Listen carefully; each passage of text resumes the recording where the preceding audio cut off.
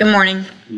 You're Marcus Elam? Yes, And Mr. Elam was previously in court, pled true to counts 1 through 7 in a motion to revoke unadjudicated probation for burglary of a habitation. I've received an updated pre-sentence report. Has everyone had an opportunity to review that report? I do. Are there any additions or corrections to the report? No, nothing's been finished. And it was unagreed. Mr. Lewis, you may proceed. Judge, this is a situation where it's no doubt that Mr. Elam made several mistakes while he was on his probation, not following up on his obligations.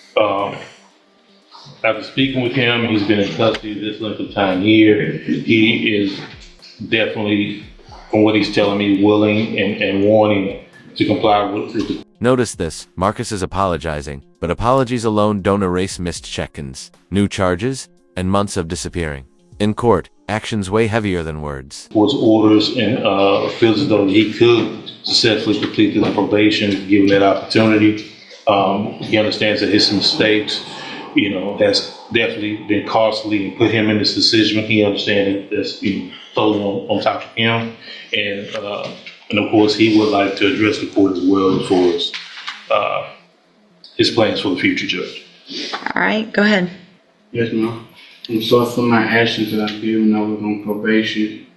And if you really, I would like to start over, get right, live with my family, go back to work, help my mother out, give her bill, and everything else, Your Honor. Okay. And Judge, I'm sorry. I was going to say, Judge, if I may, one of the biggest issues I explained and talked to Mr. Elam about was him not reporting like he was supposed to do over that span of time.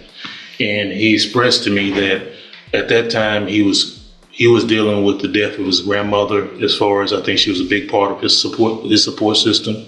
He does have, I've been in contact, several members of his family have contacted me about him, so he does have a support system that's there. I think she was a big part of it. And after she passed away, I think he kind of went astray at that point. This is critical. The judge isn't just focused on probation violations. She's drilling into the new charges: deadly conduct, evading arrest, failure to ID. These aren't small slip-ups, these are red flags. My understanding, Judge. What is the status of the 5 new offenses that are alleged? Well, they should all be. What happened? So what was the deadly conduct from August of 2023? What was the outcome of the, or I guess I'm trying to figure out what happened on all of them. My understanding, Judge, is he has cases that are pending in a misdemeanor court, but nothing here, Judge, that's been accepted as any additional. I mean, he pled true to the deadly conduct, discharging a firearm, from August 16th of 2023. Can you tell?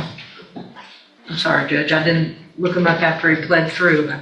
I know. I just want to know if I want to know that. I want to know the evading, the failure to ID from February of this year. I want to know what the status of everything is.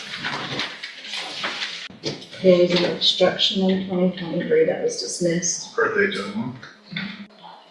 Just said unlikely to prove. I mean, he pled true to it, so obviously there's that. All right, Ms. Malfino, what's the state's position?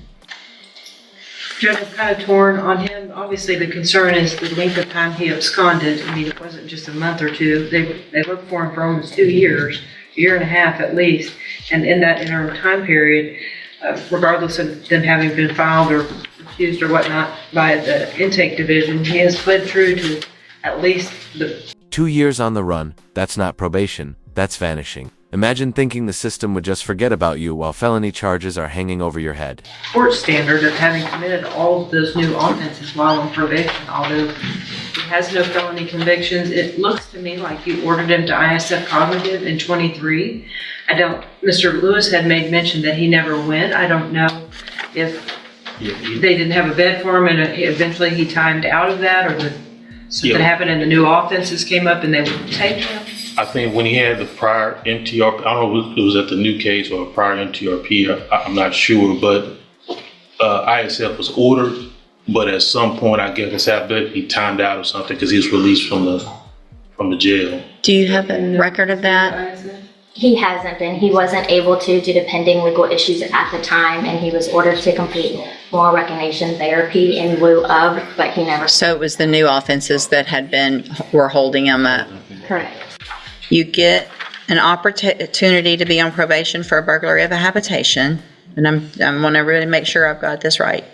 So you get deferred probation for burglary of a habitation, second-degree felony. You get out, you commit 3 new offenses, 2 deadly conducts, discharging a firearm, and an assault family violence on that same date. Regardless of what's come of those cases, you've admitted that something happened on that day, right? Mm-hmm. So you come in front of me on a motion to revoke your probation. I say, okay, let's give you an opportunity to go to ISF. But because I guess something else must have been pending, maybe misdemeanors or something, you don't go to ISF. So you end up just getting out, getting another opportunity, and then you go and evade arrest or detention and fail to ID. We're back here again. And you want to start over and you're sorry. Here's where you come in. Do you think the judge should give him yet another shot? Or is it time to say enough is enough? Drop your verdict in the comments. Think about how that sounds.